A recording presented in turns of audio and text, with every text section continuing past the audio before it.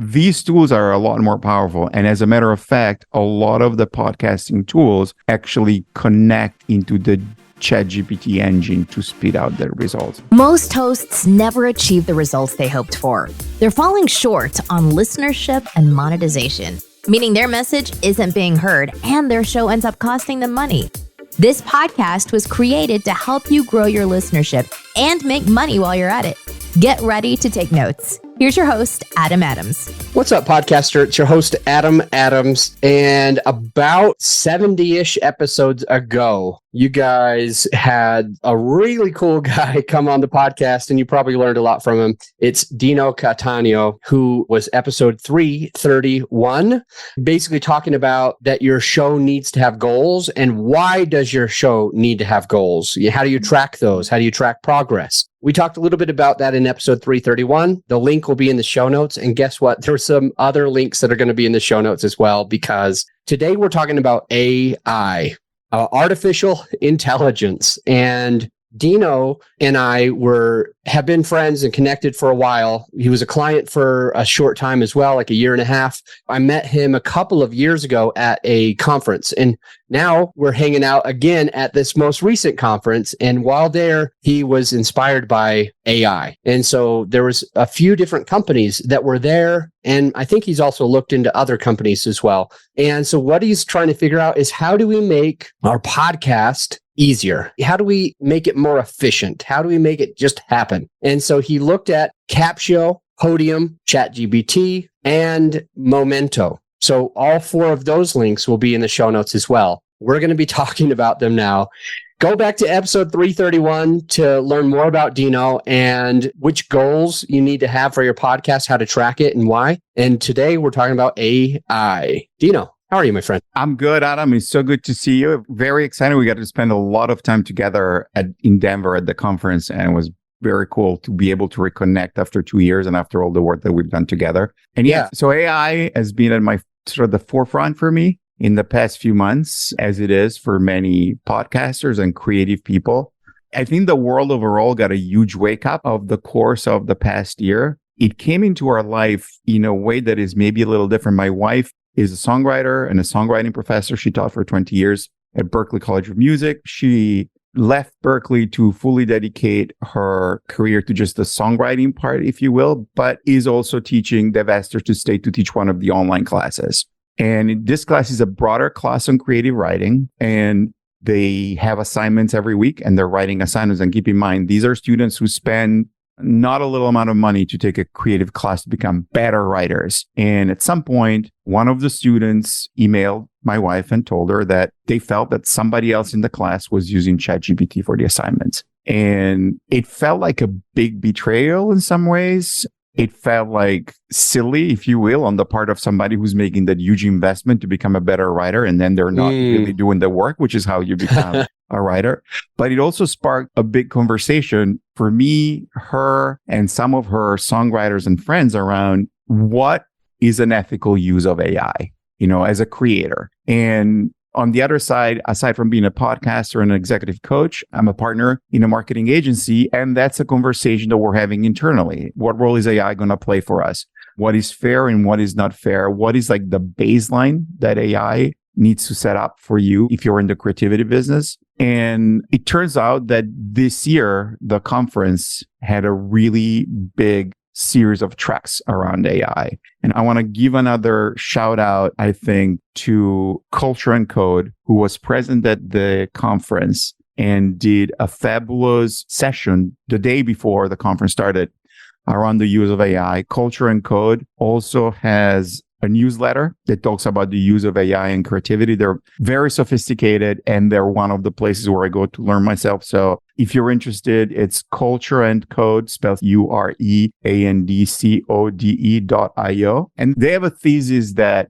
John, who is the main person, used this parallel that really resonated with me. And he said that when people invented the camera and movies, they didn't invent them to just go do the theater and film a play, right?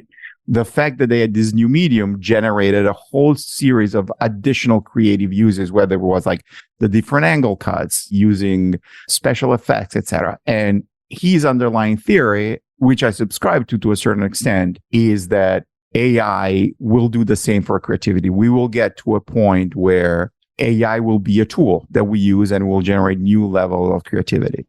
There's other, I think, bigger issues because the reality is that AI eliminates a lot of the manual labor that goes into creative work. And there's certainly uses, if I think about my other world, which is the marketing world, if you think about when you're writing like really tactical copy for acquisition creative, like, get an offer of 5%, get an offer of 10%, and you're testing it. And that, by the way, there was in that world, the using of data and simulated AI, even though it's not real AI, the use of data-driven automation to optimize to swap text is already in place. But that's definitely a consideration. And someone else who recently wrote about this is Fishkin, founder of SparkToro, maybe known to your listeners more as one of the top 4 or 5 authority on SEO from the mid-2000s to now when he was working with Moz. And he said that basically what AI will do is replace the work of sort of the content factories that are just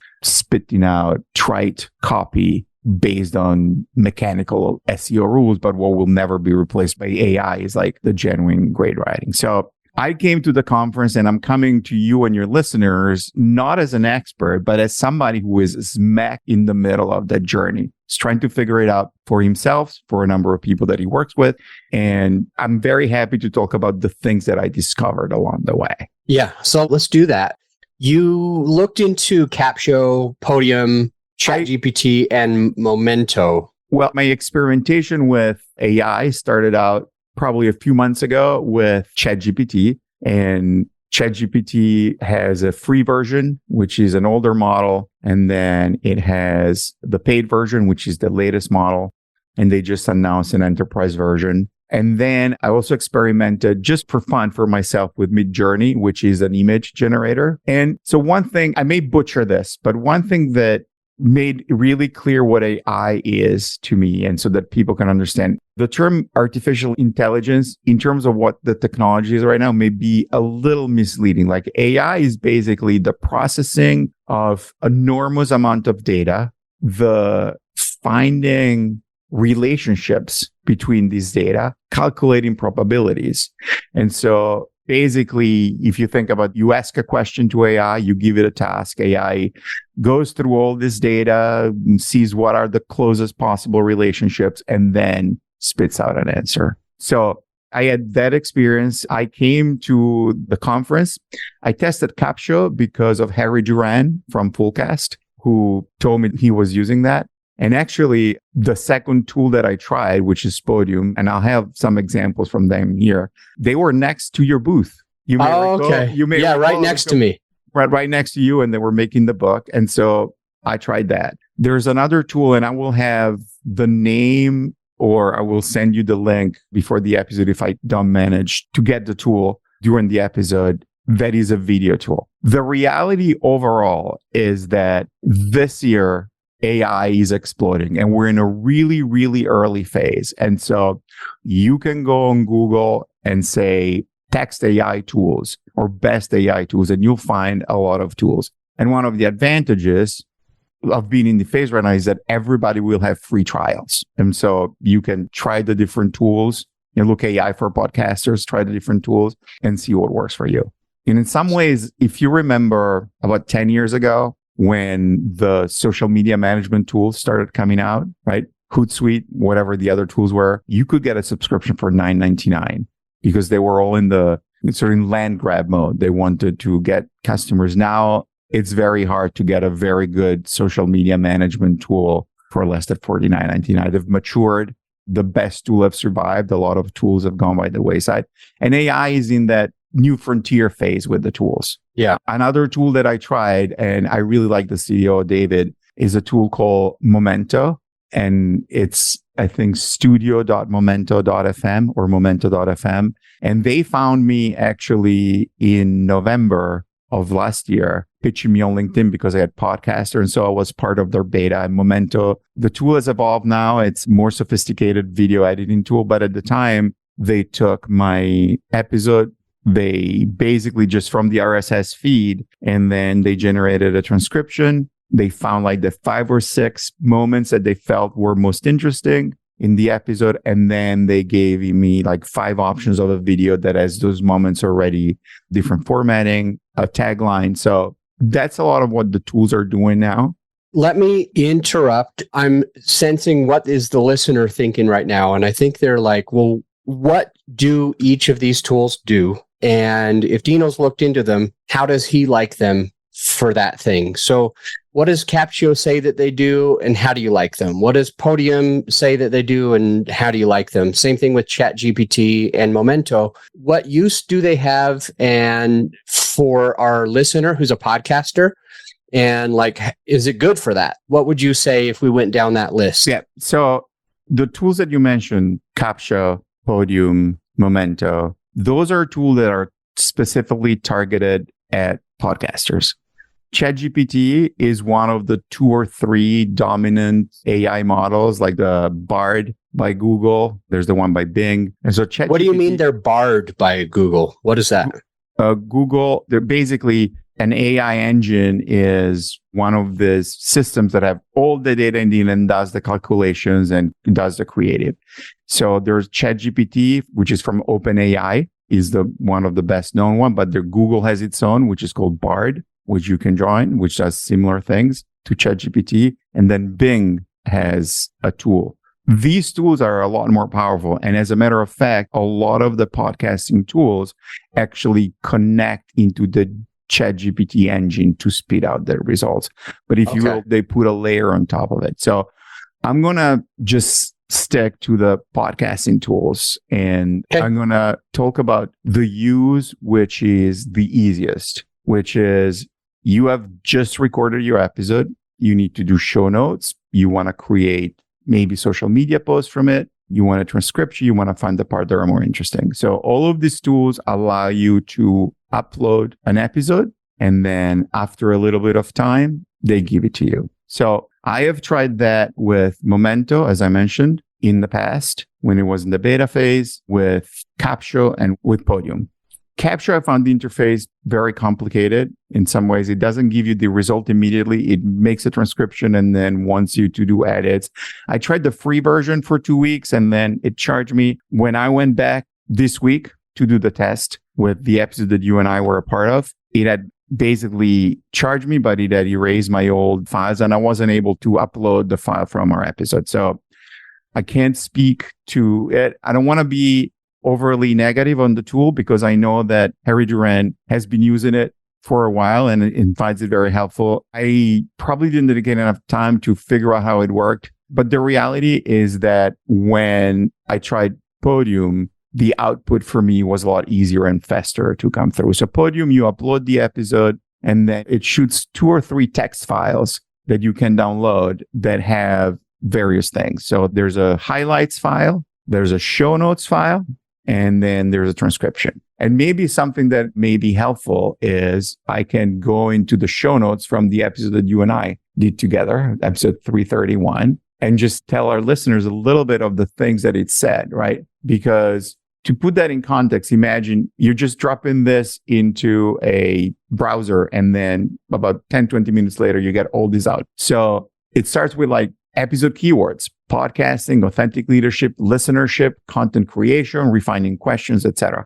Then it gives me title suggestions: exploring authentic leadership, meaningful content creation, and client acquisition in podcasting. That's an example. This is the episode where you and I were talking about having goals. Navigating the Odyssey of podcasting, art of authentic leadership and content creation for podcasts, chasing success in podcasting through authenticity and creativity, the journey for authentic leadership to client acquisition in podcasts, mastering the art of podcasting, leadership, content, and client acquisition, exploring the power of authenticity and creativity in successful podcasting.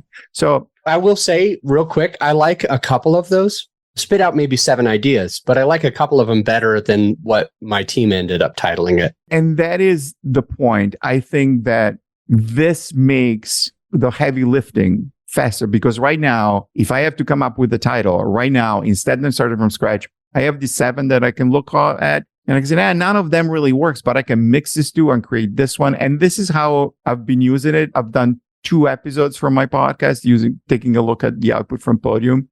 And that's what I've been using it. what's really helpful is if I go, it gives me 3 different potential episode summaries with different flavors, right? One says, prepare yourself for a journey into the heart of podcasting as we explore the heart of authentic leadership and help you navigate the path to success. This episode promises you the knowledge, the insights, and the inspiration to grow your listenership, make money, and stay true to your authenticity. Join me as I share my personal podcast journey, ignited by the spark of Judy Fox and Rachel Cook, evolving into an odyssey of regular content creation.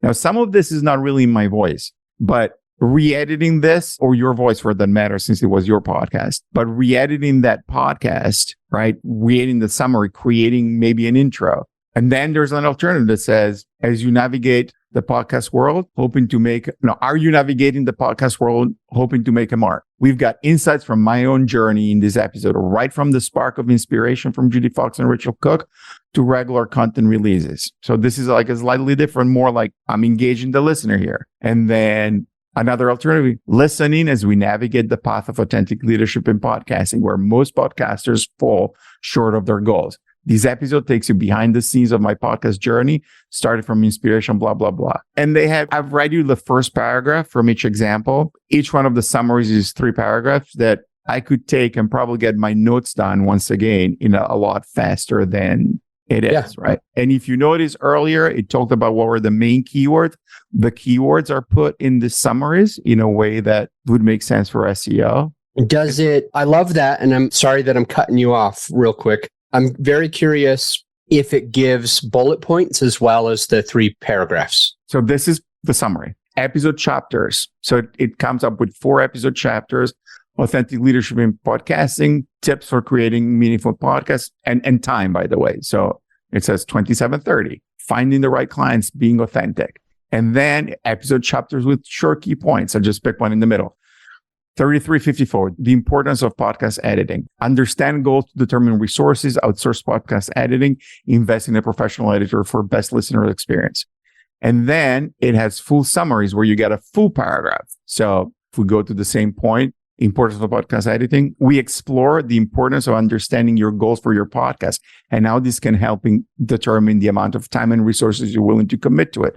We learn why Dino Cattaneo chooses to outsource podcast editing and the cost of doing so. We also discover the value of investing in a professional editor in order to provide the best experience for your listeners. This is a very legit 1-paragraph summary of that part of the episode. Yeah, I like it. And as I said, and I love also that it leaves some of it up to the imagination. Like, it's very good at not just giving the answer, but telling you what to listen for. Exactly. I think what you need to remember is that what we talked about AI is really a statistical analysis of relationships and probabilities, right? So they transcribed the episode, they went through it and figure out like the most probable combination of how someone would use it is this. It doesn't have a voice right now, meaning a creative voice. So it's a little mechanical, but it allows you to just put in the time that you need to make it in your voice, to make it more authentic to you. And it has all the information and the facts already collected for you. Yeah, it's really cool. So you mentioned earlier there was Capsho. You said the interface was a little bit challenging for you. Yeah. It just wasn't more complicated than, for example, Podium. The difference is that Capsho, you need to walk through all the steps to create all the different things and give it direction. So in some ways, it's probably once you learn it, it's more powerful. Will 100% own the fact that I did not invest the time into learning it. On the other side, the fact that my 2 episodes are gone and that yesterday I could not upload the episode, that's a technical fail. And then if you are, all these tools, as I said, collect your episode and run it through an AI model. A lot of them use ChatGPT, but ChatGPT in itself is a very powerful tool for bigger content creation. So because AI is a statistical tool, the key thing is the prompt, right? You give the prompt, you tell AI, okay, create this for me. So write this for me for this audience in the voice of. So in ChatGPT, for instance, you can upload a bunch of pages of your writing and then say, this is the style of my writing. And so you can say, write a summary of this article in my voice. And then that's where you start getting into the more dark corners of the ethics, if you will, because technically I could go on GPT and say on ChatGPT and say, write a novel in the voice of Henry James, a novel that talks about this plot in the voice of Henry James. Yeah. I want to understand between Capsho, Podium, and Momento, which of those would you suggest or recommend to a listener who wanted to maybe offload some of the show notes, support, social media, and transcriptions? So I would say this. As I said, Henry has been very successful using Capsho, so I don't want to discount them. I'm really enjoying what Podium is doing for me. And I also have a little bit of a bias because at the conference, I did spend time with the two founders of Podium, and I really like them. And I tend to form a relationship. Momento, I will say that if I had the time to invest in really learning the new updates that they've done in the video editing, Momento is incredibly powerful. Just to give you an example, when I was in the beta phase, and I don't have a TikTok account, but I just wanted to see what happened. So I opened a TikTok account, and then I literally just posted 5 text and graphic videos that Momento made for me just from the audio of my episode. So I went in, I chose a template, like literally 7 minutes of work. And the first one that I posted got 750 views on a TikTok account that had 0 followers and 0. And the quality is really good. So I would say this, these are only 2 of the tools. I've been happy with Podium, but we are really in a phase where I would advise people to explore. And I want to also mention something that is somebody that is not in the podcast world, but who I've known for about 15 years from the music world, from my world managing. My wife is a singer-songwriter. Her name is Ariel Hyatt. She has something that's called cyber PR, and she was way ahead of the curve on digital marketing for artists. And she was explaining how artists should do social media way back in 2010. And now she's been very much ahead of the curve on the AI thing. And I'm going to look for the link. She has a 4-hour online class on how to use AI as a musician. And what I really like about that class is that she really knows her audience, and she knows that musicians do not want to learn AI to do marketing. They just want to get the basics that they need to make their life easier. So this class is very simple. It teaches you everything that you need to do. And she has a number of platforms on it that she recommends. And so I think it's maybe, I don't remember how much it is to enroll, but it's not very expensive. And it's definitely a great, I'm going to actually put the link in there. It's a great way to quickly understand what's going on, start playing around with things, because another really big part of AI is in doing the graphics, social media graphics, images, etc. And AI can really help with that too. So here is the link to Cyber Music PR. That's the homepage. On the front page, there's a webinar that talks about AI, and then somewhere in there will be the class. Like they have, and she has like 100%. They have a freebie where you can get 100 plus ChatGPT prompts, which is a good way to start understanding what prompts are, how they work. Because an exercise that we did in the Culture Code class was to come up with a podcast title and a podcast video promo using ChatGPT and a video editing software. And so I have somewhere here, I can share sort of like the example of the prompts that you would give with ChatGPT that kind of gives you an idea of how that works. And here I want to give credit once again to Culture and Code and the seminar they did. The 3 ingredients of a good prompt in ChatGPT or in any AI tool is the goal. So what do you want to do? The format, how do you want the output? And then have specific requests, word count, include, exclude keywords, etc. So in example, this is how we did a podcast title. And this would be a persona. So act like a fiction podcast screenwriter, write a 5 to 7 words title for detective. So give me 5 3-word title options for a detective noir podcast that takes place in a small town in Louisiana. The audience are young adult females who like the Twilight book series. So as you can see, like when you're talking about creating things in AI, the details are really important. So I could go to ChatGPT, which is just a general, and say, write me 10 tweets based on the transcript from my podcast that talks about leadership and practical steps to be a better leader, and write them for Twitter for an audience of senior executives. And so ChatGPT would generate the tweets. Yeah, cool. And then you can take them and edit them. And if you think about it, that's what we were talking about. And Rand was saying that it will take away the content factories, right? Right now, when you hire one of these low-cost services that are creating content for you, somebody's going and writing those 20 tweets. And instead you're using a tool. Yeah, I like it. Well, let's wrap it up real fast here.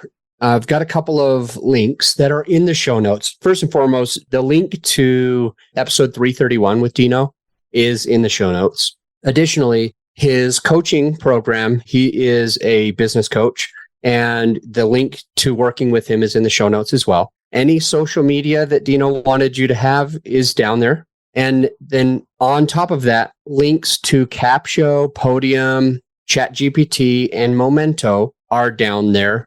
And 2 other links that we will put in there. And it is cybermusic.com and cyberprmusic.com. And then the cultureandcode.io. That link will also be in the show notes. That way, anything that we talked about, you can easily find. So just scroll down, you can check that out, and then just be able to find Dino wherever he is shared. Those links are down in the show notes already. And Dino, will probably bring you back on, but this was fun. Like, it was, we'll call it more insightful, because it's like, I've been afraid of AI, not to the effect that I think it's going to take jobs and destroy the world, although that might be true. I've been afraid of AI to the effect of, like, I don't know if I want to be that pioneer, take the first step and learn it from scratch. So it's been really helpful to have your experience as you've been working with it prior to that conference and since that conference, to be working with different ones and be able to share what they do. And there's a piece of feedback that I think is important for the listener. And that is, at the end of this episode, the thing that you ought to be doing with AI is exploring different AI tools, not necessarily just going and picking the ones that we've shared here today, but exploring and seeing what they do, how they work, how the interface works for you and for your goals and the way that you work, which ones are complicated for you and easy for you. But with that said, Capsho is one that's really well known in the podcast space. I'm friends with the owner, and additionally, a lot of people say that they like it. Podium sounds easier to use and faster, and you don't have to figure out as much. And Momento is especially good for things like video podcasts and creating TikToks as well, just with quick Instagram couple Reels, of buttons. TikToks, yes. Yeah, it's pretty fun. So all those links are down in the show notes, and you can also follow Dino there as well. This was a little bit longer episode, but the next episode is quite short. It is a solo episode that I queued up just for you who's listening, with some information that I know that you need. And that's the next episode. So I would just jump over there. I'll see you on that episode. By the way, one way to ensure that you don't miss out on great content that we're producing on a regular basis is to make sure you're subscribed to the show. You need to be subscribed or following the Apple Podcast or wherever you listen to it in order not to miss all of that. And before I let you go, I need to mention, because a lot of people are asking, do you help? Can you help me with this? And the answer is yes. My company actually does it. It's called Grow Your Show. And you can find that at growyourshow.com. Our clients, they call us the easy button for podcaster, because they simply have to record their episode. And they know that every single thing else is done for them. We sweat the hard stuff so you can be the star of your show. And if you would like help to make sure that we're editing and publishing and promoting and doing your social media, it's all in one place. And I think it's pretty affordable. You'll have to take a look for yourself. Just go to growyourshow.com and check us out. And by the way, I'll see you on the next episode.